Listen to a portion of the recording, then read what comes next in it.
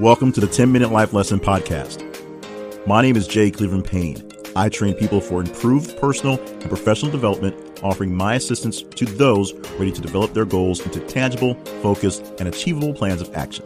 And this podcast is one of the tools I use to accomplish my mission.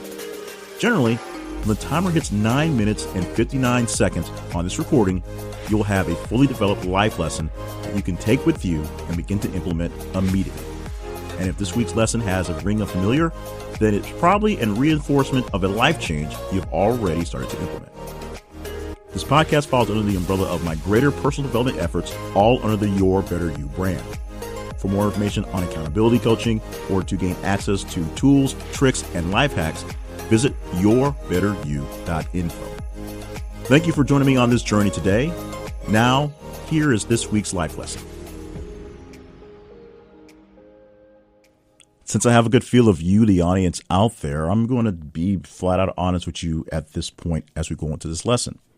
At this moment on this day, I'm not having such a great day. It's kind of a blah mental day, and it is what it is. But we're doing this today. I'm trying to get ahead on a couple things, so this is being recorded a few weeks ahead of time before it gets published.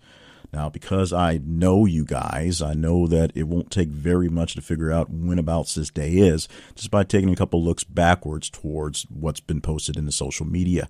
It's really, really easy to figure people out these days based on what they are actually telling you, which is a good thing and a bad thing in many cases.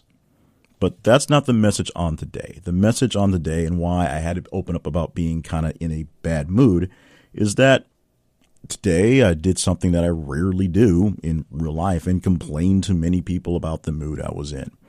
Normally, when I put out messages about people looking in on their strong friends and looking in on people who may not be the most amenable to taking in these types of interventions, I add in a caveat to remember, if you're reaching out to that person, that those people, that person, the one that you're trying to talk to and check in on, who really does need checking in on, probably won't be all that happy that you're checking in on him.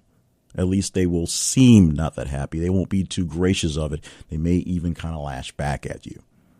In reality, they're thrilled that someone checked in on them. They don't know how to respond, don't know how to react, don't know how to communicate how to do it without, blowing up completely. And when they get to a better spot, they will appreciate the fact that you did that. They may never say that out loud. They may never tell you that in person. But it's one of those things where you got to know them to got to know them. You tell somebody you love them once and you feel you never have to tell them again because you told them that one time.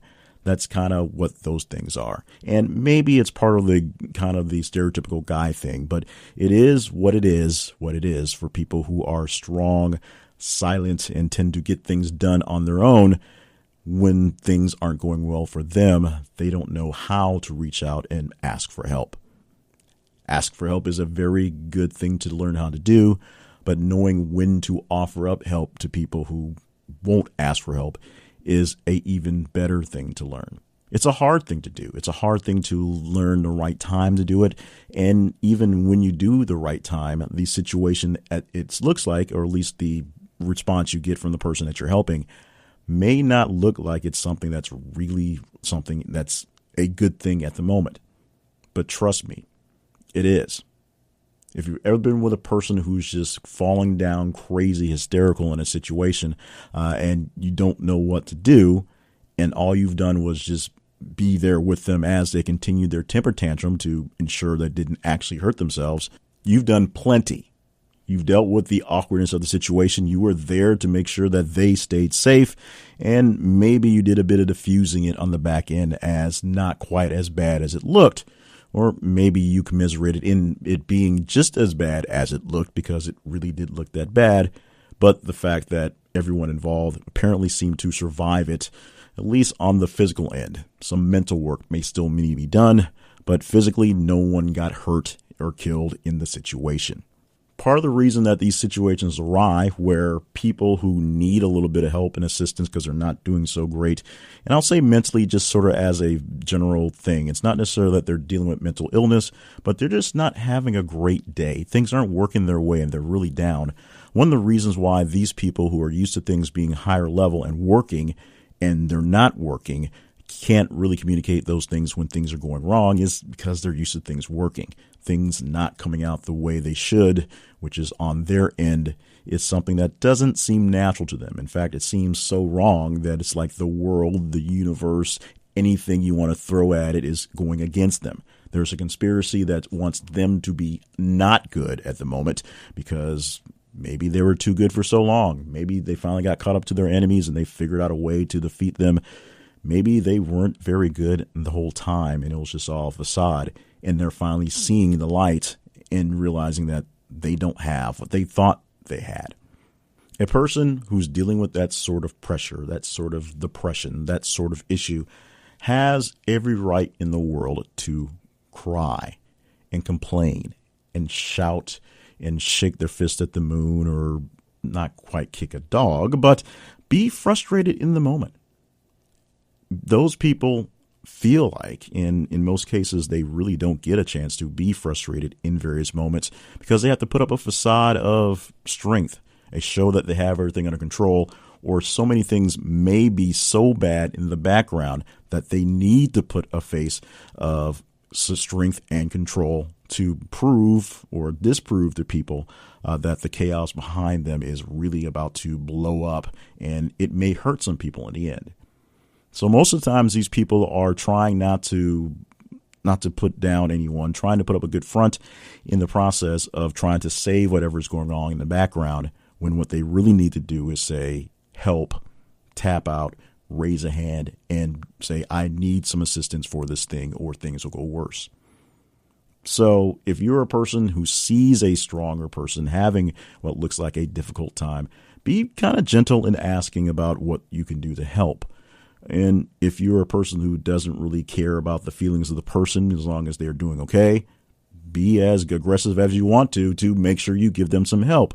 Because some people need to be sat down and told, I'm going to do this right now. You're going to chill and we're going to get through this. And the person who is going through what's going on, the issues are, things are always so internal. Things are always so built up, and things are always so inside of one's self that you start to believe the press that you really are as good as everyone thinks you are. When in reality, you may be pretty good, but you really are just as human as everyone else actually is. You can't do it all. You never could do it all. And even though things look so quick and simple and easy as you do them, you actually know they're not exactly as easy as they look. And a lot of times the things that look easy come from lots and lots and lots of practice.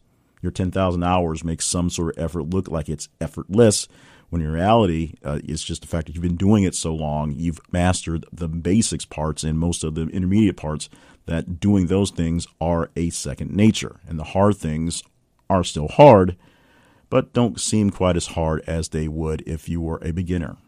Take this podcast for an example. This is a 9-minute segment of content. I've said that many times that the 10-minute life coach is now actually 9 minutes of stuff. But the ability to put it out this way is not coming from some master mystery ability to have to just spout off personal development. It comes from literally 30 so years of studying personal development and knowing the bits and basis and knowing how to write a script out and knowing what looks like good science and bad science and keeping up with what's new and what's not new and knowing how to give a 10-minute speech. And on top of that, knowing the power of stopping and editing, because a lot of that happens behind the scenes as well. So because I've been doing so many of these things for so long, it makes doing this one thing seem like it takes less effort.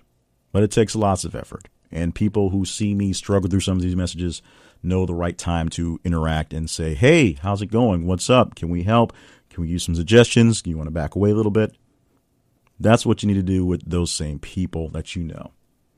First, allow them a chance to vent, to be frustrated, to scream out loud, and maybe scream at you if you can take it. Then offer some help. If they're not so happy about it, that's life living with people that are overachievers. But they are much more happier about it than you really do believe. Offer that assistance to that guy who's struggling, and if you're the guy that's struggling, it's okay to be frustrated.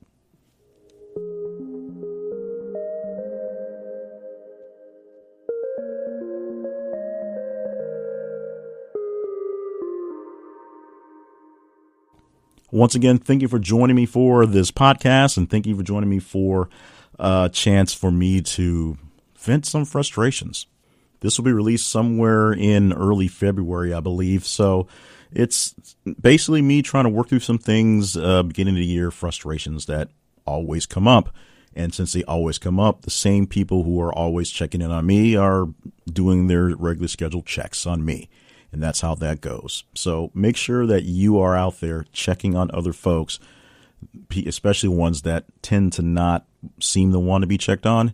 But make sure you have a thick enough skin to deal with some of that backlash, and also understand that they do appreciate what's going on, even if they're having a bit of pain, if you will, and can't express how to do it in a proper way.